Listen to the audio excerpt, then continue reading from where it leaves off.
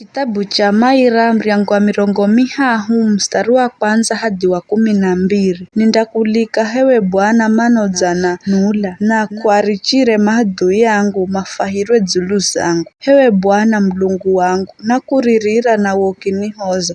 Hewe Bwana udzananula kula kuzimu, udzanika mzima ili nisitaramuke winani.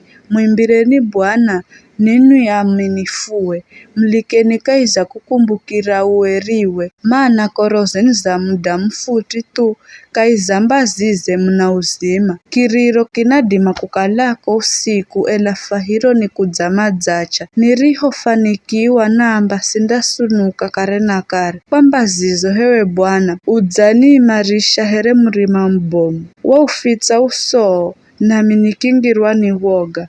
Nakuririra uwe hewe Bwana. Kokwa Bwana navoya wavizi. Kuna faida yani nikifa? Kuna faida yani nikitaramka kuzimu?